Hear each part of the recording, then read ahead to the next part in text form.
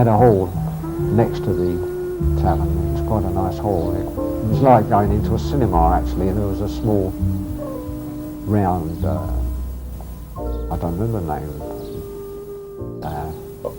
box office, which you went to and paid your money to go in, and it only cost 2.5 sixpence to go into this dance, and with that ticket you were allowed to buy a drink. I had dancing from 8 to 11, old-time dancing on Monday night. There was an old chap named Mr. Annetts who used to run these dances. The band was up on a big stage and they played all sorts of dances, from waltzes to Canadian barn dances and London tango and all sorts of old-time dances. Then on Tuesday night it was modern dancing, same price to go in. And you didn't buy any drinks at the bar, there was waiters used to run around and serve you. My dad, as I told you before, he did a lot of the scaffolding on this place, but you can imagine, I don't know if the film can pick up the roof and the ceiling. You can imagine what a wonderful place it was on a council estate. It's unbelievable. It was so beautiful. It really was a lovely place. Finest concert hall probably in England. It is. British Isles. It's a terrible disappointment to see it like this. It really was lovely.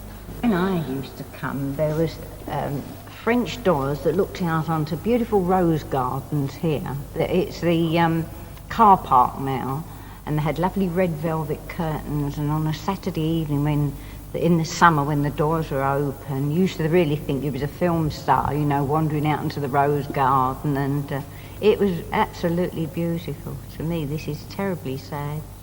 I haven't seen it for years, and it really is a great pity. It is, yeah.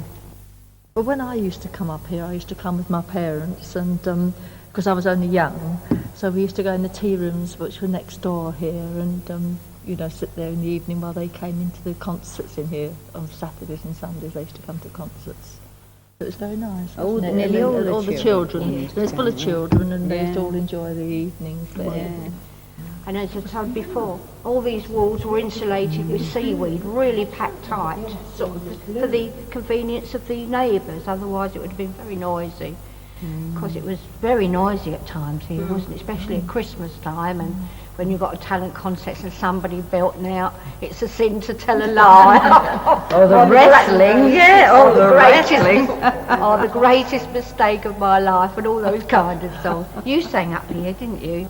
Well, I used to sing with the band, with the Rainbow Rhythm Band, and it was marvellous. It really was. It always packed. What sort of songs? Oh, I used to sing all Dorothy Squire's numbers, Gypsy, Tree in the Meadow, Nancy with the Laughing Face, all those sort of numbers, you know, all the slow ballad ones. 2 years, till I was about 17. I was 15 then, till I was about 17. I used to go around with the band to other places, but yes, 25p a night. There's a lot of money there in those days. Oh, it was. The band only used to get 35 shillings, you know, each. It was excellent bands. I mean, the musicians were really terrific, you know, they really were. But it was non-stop dancing. There was 2 bands then when it started off. Of course, when you came out Saturday nights, as we invariably did, you spent all day Saturday in your curlers and never took them out until the last minute, because we didn't go to the hairdressers then like we do today. Everybody wore their curlers all day Saturday, so they looked the best Saturday evening. It was the night of the week. And you were treated. Oh, you used to always feel $1 million here on a Saturday You bought a ticket night. and you were somebody for that evening, weren't you? Very classy. It was Very a classy classy. pub, wasn't Very it? classy. In fact, people thought it was too good for the working people. That's the truth, isn't it? They thought it was a bit too, You know, for working people. Coming from a condition where I was cramped and restricted as a child because I couldn't go out my own street, came up here and you know, we just went wild. We used to ask our mother for some sandwiches or something. We used to go out and play at the fields all day and come back, and it was absolutely heaven to us, you know. Football, and cricket, and anything like that. And my parents bought me a pair of skates at one time, which was, you know, really something. I used to skate all over Downham with my skates, you know. it was exciting. Life was really tremendous. Weekends you'd come out, a packet of sandwiches in your pocket and a bottle of lemonade, out in the woods, and you was there all day. So, I mean, you used to go to the usual tricks, climbing trees and God only knows what. And at the bottom of Downham Way now, which used where Old Bromley Road, that used to be all marshlands. And you used to go down there and you'd float logs on it. You should get on there and float all around, chasing one another all over the islands and go scrumping, because there used to be quite a few orchards around this area. Winter evenings would be things like Ludo or dominoes, not darts, because you had gas and mantles cost a penny each and they were very, very fragile.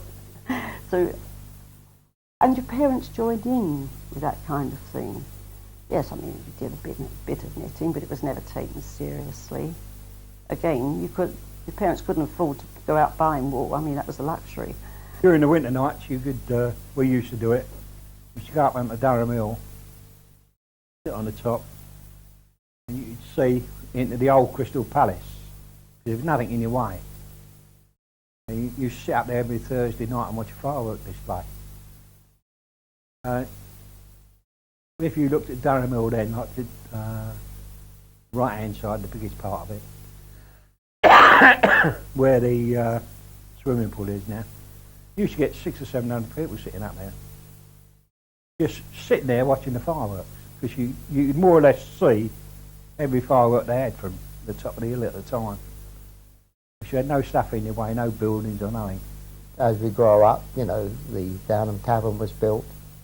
And in itself, the Downham Tavern was a remarkable thing, because it was the largest tavern in England at its time. They used to have shows over there which, you know, me as a youngster, was just unbelievable. They used to have flower shows and bird shows and all sorts of things. And they had vaudeville on a Sunday night. I mean, that alone, you know, to people from our background was absolutely fantastic. It was a real paradise.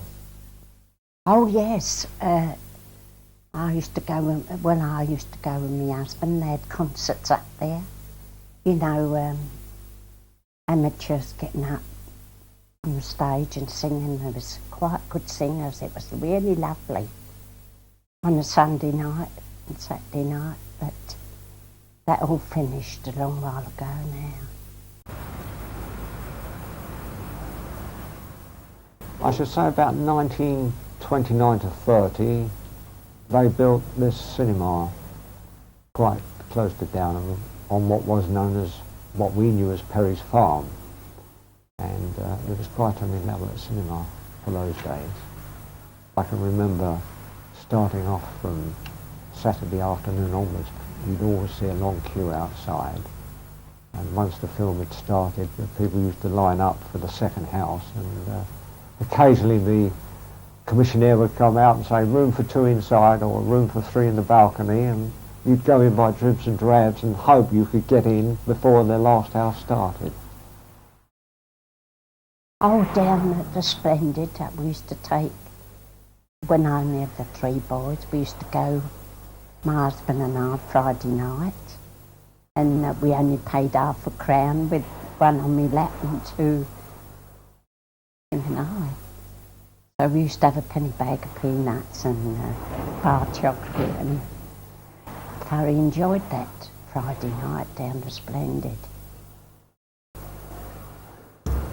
The entrance would have been here with 3 doors and a flight of steps, about 8, 9 or 10 steps in marble, and a big vestibule, and the manager always used to stand in the vestibule at the start, at the second house, which was about 7:30, for the customers to come in. The cash box was on that side, and the carpet, I remember, and the flight of stairs each side was all in red patterns, because it, you know, for sake of practicality. And there was I think there was about, it's hard to say how many seats there were, but it was 2 blocks of seats and a gangway in between for fire precautions, and a very big stage. And what was it like inside? Oh, lovely, really lovely. It was the walls, as Rose says, was like a castle, and the ceiling, terrific, with moon and stars. Really lovely, really beautiful place. The walls were hand painted, and it was a vast expanse. I mean, it was a huge place, and each side of the cinema was painted to represent more, in retrospect I can imagine it more like a Wagner opera. It was all castle and grounds and cypresses and ornamental lakes and statues and fountains. It was a riot of colour. I can see those paintings now that she's talking about. I can see those paintings Yeah. on the walls, and sometimes when the picture was, you was a kid and you were fidgety, sometimes I looked at those paintings more than I looked at the picture. Here I saw Gold Diggers of 1932, and films like that are classics now. Most of them were black and white, and when the Wizard of Oz came along, which was done in colour, really good colour, it was a revelation, you know. And And you used to work here? yes, I worked here. I worked here as an usherette, a cigarette, ice cream, and eventually went into the operating when the war came. And the boys went away and the men went away. We had to man the operating side of things, which I didn't like. I first remember the Splendid video was when I was 5, as I say, being dressed all in this paper, and someone pushing me on the stage and saying sing, and I started singing, and then they whipped the mic away. Of course, evidently my voice was too powerful. I don't remember much. And I sung, and then I went down into the orchestra pit, which they had, and I played the piano. I remember that really clear. And the other thing I remember is the Saturday morning pictures. It was all cowboys, you know, all cowboy films for the youngsters. It's terrific. And then as you got older and you went as a teenager, well, it's a terrific place. Pay 10p to come in on a Sunday down here. Down at Downham Way and along here, they come in droves to the You used to all be Splendid. marching along here. And if you were underage, you have to wait for somebody to take you in. You could go up to a man and you could say, please would you take me in? And nobody would touch you. They just take the kids in and right, sit that was down. Anybody, but you couldn't go in unless you were with an adult. So you would be running up and down for a good half an hour. Please could you take me in? Please could you take me in? Yeah. You got somebody very nice and you say, oh, we mustn't sit with them, or we'd sit all quiet like this. And probably a courting couple. And then you started courting yourself, and you used to feel sorry for the kids. Oh, take them in, pay for them, take them in. But it was lovely. Yeah, Splendid was the best place. That it was a shame it got knocked down. Tragic. Everybody knew everybody, and if you'd seen this picture, you'd say, oh, well, where are we going tomorrow? We're going to see it again, because the atmosphere was so nice. Two best films I ever saw were Bette Davis in Dark Victory, and I was ice cream girl that week. And all the people, all the adults were crying their eyes out. The whole audience, the whole adult audience, you could see handkerchiefs all over the cinema.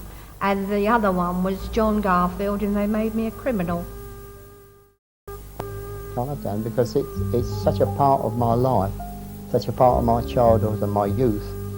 And my childhood and my youth on this estate were very, very happy days.